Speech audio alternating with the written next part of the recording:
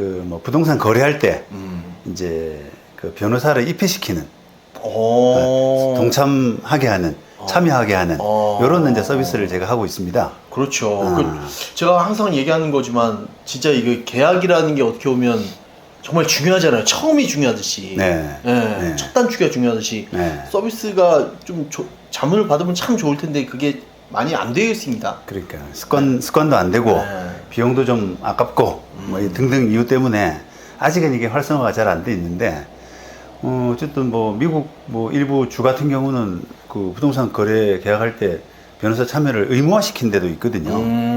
그 정도로 이제 그게 필요하기 때문에 사실은 이제 그런 법까지 두고 있는 그런 주가 있는데요. 제가 해보니까 저도 이건 좀 어느 정도 규모 있는 부동산 거래는 좀 하는 게 좋겠다. 이런 생각을 하곤 합니다. 제가 이제 실무상 해보면, 그게, 이제 우리가 부동산 거래라고 하는 것은 예를 들면 매매라고 치면은, 파는 사람이 있고 사는 사람이 있고, 그렇죠. 그 다음에 임대할 때는 임대하는 사람이 있고 임차하는 사람이 있고 이렇게 되잖아요. 그런데 이제, 권리를 처분하는 쪽, 예를 들면 매도하거나 아니면 임대하거나 이런 분보다는 권리를 취득하는 쪽, 그렇죠. 상대방, 그러니까 매수하거나 임차하거나 이런 분들이 훨씬 더 필요합니다. 맞아요. 그 문구 하나하나가 이게 자기가 이제 사용하는 거니까, 그죠? 예. 소유권을 가져가든 사용을 하는 사람이니까 이 문구 하나가 다 내가 필요한 거지 이 사람은 별로 필요 없잖아요. 그렇죠. 어떻게 보면 이제 매매로 예를 든다면 파는 사람이야 그냥 돈만 제대로 받으면 되잖아요. 그런데 사는 사람은 이게 일단 저 사람이 사기꾼 아닌가, 진짜 집주인인가 또는 건물 주인인가 이런 것부터 따져야 되고, 그렇죠. 그다음에 또 뭐 그 건물에 무슨 하자가 있나 이런 것도 좀 따져야 되고 생각할 수 있는 게 굉장히 많아요. 왜냐면 막대한 돈을 내고 권리를 취득하는 입장은 그 권리가 온전한지 제대로 된 권리인지 이런 부분들이 나중에 잘못 취득하게 되면은 큰 이제 데미지를 입게 되거든요.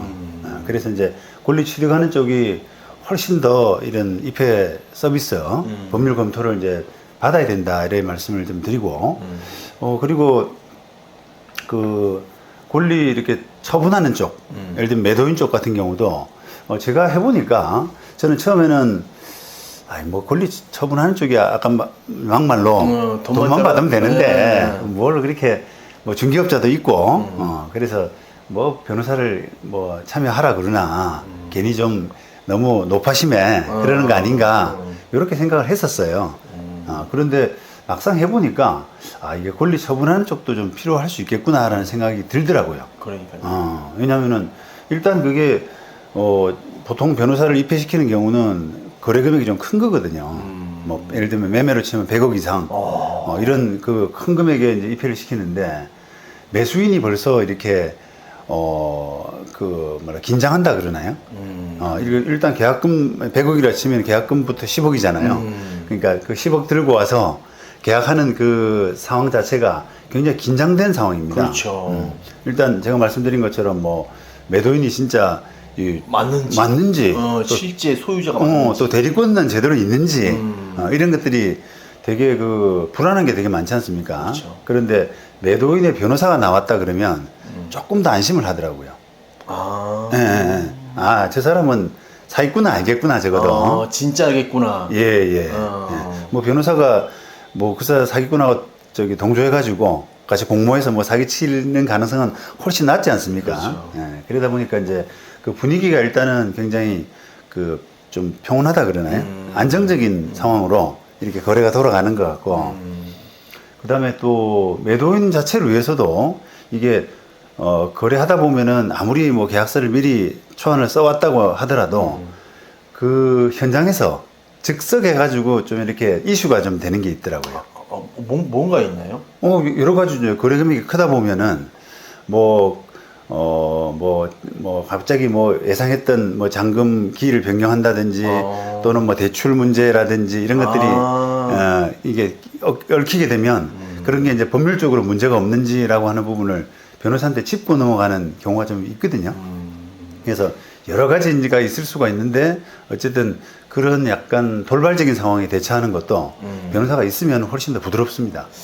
야, 근데 그러면 변호사님이 매도인과 매수인을 같이 봐줄 수는 없는 건가요? 일단 이제 우리 변호사의 그 역할이라는 게 네. 보통은 양쪽 대리하기는 좀 어려워요. 아, 그거 알죠. 물론 소송이 아니기 소송이 때문에 아니니까, 양쪽 대리를 양쪽의 의뢰를 받아서 할 수도 있습니다만 조금 뭐 제가 볼 때 좀 어색하더라고요. 아, 네. 그러니까 그거를 꼭 매도인, 매수인이 하는 게 아니라 중개사가 변호사님 불러가지고 이 양쪽의 서류에 문구가 맞는지 또 뭐 이의가 없는지를 좀 확인할 수도 있는 거 아니겠습니까? 중개사는 어떻게 보면 좀 이렇게 절충시키고 계약에 도장을 찍어야 되고 하는 입장에서는 적당한 수준의 뭔가 계약을 만들어낼 수가 있는데 두리뭉실하게. 사실 이제 변호사 입장에서 볼 때는 이게 그 매도인한테 유리한 것은 한마디로 또 매수인한테 불리할 수도 있는 것이고요. 이게 약간 이해상충되는 게 좀 많이 있습니다. 그러겠네. 예, 그러니까 중간선에서 둘 다를 위해서 뭔가를 해달라고 하는 게 조금은 어색할 때가 많기 때문에 예, 조금 피해버리죠 그런 거는. 예. 그 매수인 분들은 그리고 뭐 임차인 분들은 제가 거래금이 크면 꼭 챙겨야 되겠네요. 거의 법률 서비스를. 그렇습니다. 그런 거는 필수.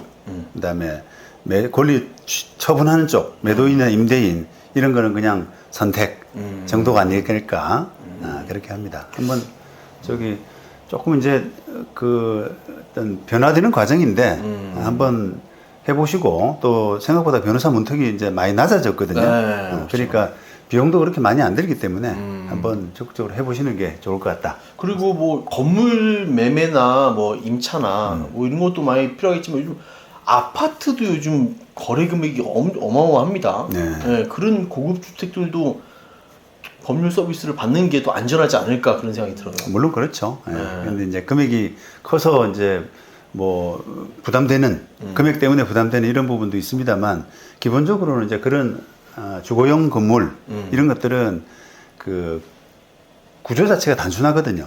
법률 그 구조 이런 자체가 단순하기 때문에 사실은 이제 의뢰하려고 하는 필요성 이런 것들이 좀 낮죠. 게다가 이제 중개 수수료 주고 나면 이거 내가 거래 비용으로 너무 많이 썼다 벌써 그런 저항감이 오거든요. 그렇죠. 그러니까 그런 것들은 그냥 조금 간단하게라도 우리가 뭐 본인이 보지 못한 거 또는 중개업자가 못 보거나 일부러 안 챙긴 거 이런 것들은 변호사가 한번 리뷰를 해주면 그러니까요. 네. 그 계약서도 한번 먼저 보여주면 그렇습니다.